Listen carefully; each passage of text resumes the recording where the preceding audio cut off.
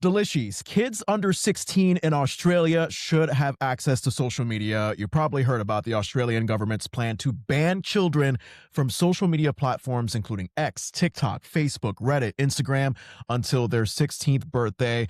I was reading some opposing views from the Associated Press. For example, this 17-year-old Leo Puglisi, I think I'm pronouncing his name right, quite an accomplished kid. I mean, he's 17 years old and founded the online streaming service 6 News Australia. He says, quote, and this is a kid that has founded social media from the age of 11, with respect to the government and prime minister, they didn't grow up in the social media age. They're not growing up in the social media age. What a lot of people are failing to understand here is that, like it or not, social media is part of people's daily lives, end quote. Leo continues, end quote. I totally agree with Leo. And bouncing off of that, there was a 15-year-old named Riley. This guy, he lives in Australia, and he lives 43 miles away from his closest friends, and social media is really the primal way in which they keep in touch with each other. You have Riley's mother, who is a school teacher, Sonia Allen, who said she would not help her son get around the ban. She, in fact, banned him from social media for several weeks because there was an instance where, or actually several instances where Riley was using social media at midnight. He wasn't getting his homework done. So the mother's solution was that she would take him off of it for several months. And she claims that he's used it a lot more responsibly since then. I have questions about this. So one, a school teacher, I would understand, arguably has more of an understanding of the way children's brains work and their feast, their thirst for curiosity, and how we should welcome that more than anything. So I am kind of surprised that this school teacher would think that just a complete ban is going to do the job.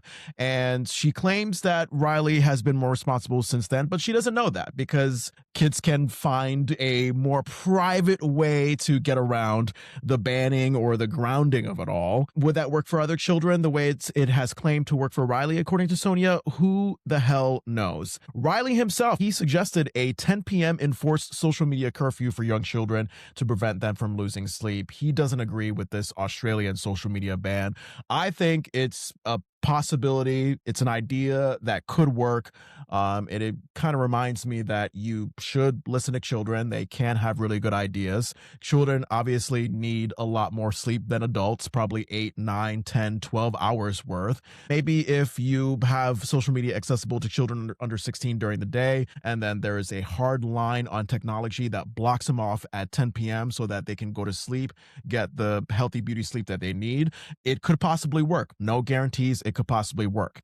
Now, on the other side of it, you have cyber safety campaigner Sonia Ryan, who had the terrible tragedy happen back in 2007 where her daughter was murdered by a 50-year-old pedophile who was posing as a teenager on social media. Sonia says, quote, kids are being exposed to harmful pornography. They're being fed misinformation. There are body image issues. There's sextortion, online predators, bullying.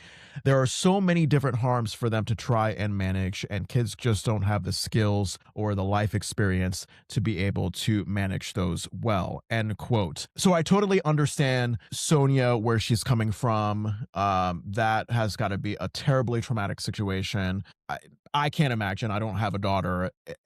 At the same time, I wonder, instead of saying kids just don't have the skills to figure out social media, the harmful effects of it, if we can have more faith in their intelligence, in what they can know, especially kids growing up in this social media era, can parents, can other role model adult figures find a way to provide active quality time with the kids to figure out social media. This is how it works. You're going to be using it. It's inevitable. Here's a way to use it responsibly. I think it all comes down to parents providing that patience, that active role in their children's lives. Now, look, I'm not a parent. I do not want to tell people how to raise their kids. That's all on you. What I will say is that as a 34-year-old who was once a kid, I was curious and I wanted to feel included. I wanted to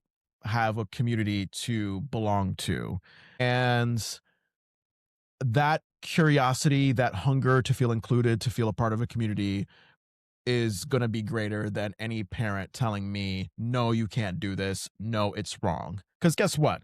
You tell me it's wrong, and that only increases my curiosity more and more to see, oh, why is it wrong? Oh, and of course, your kids have that rebellious thing like, oh, yeah, I want to do the thing that my parents tell me not to do because I'm cool. And that's what my friends in class kind of give me the example of being cool. So, really, it just comes down to parents, active role model adult figures. Yes, you're taking from your experience as a child and how you were devilish and rebellious and going against your parents' rules and yada, yada, yada. So you're kind of worried of like, oh my God, what if my kid or what if this kid in my life turns out to be the kid that I was?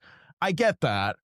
Um, but also remember what it was like when you were told not to do something and then you did it anyway and you failed. Maybe you had some missteps along the way, but here you are today. You learned from that experience. And I think that we just have to allow that grace to kids that yes, social media can be dangerous. It can be harmful at a young age. However, it's a part of our daily lives. To reference what Leo said, it's just how we communicate. It's how we find out information. It's how we get in touch with friends, figure out a way to meet up and such.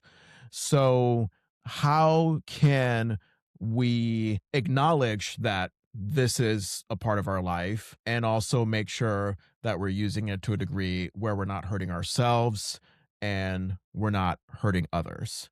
I think that's something that's worthy of thought. Feel free to reach out if you have any questions, concerns, comments, feedback, whatever. thedeliciousculture@gmail.com. thedeliciousculture@gmail.com. You can find The Delicious Culture wherever you get your podcasts: Apple, Spotify, YouTube, SiriusXM, Amazon, wherever you get your podcasts.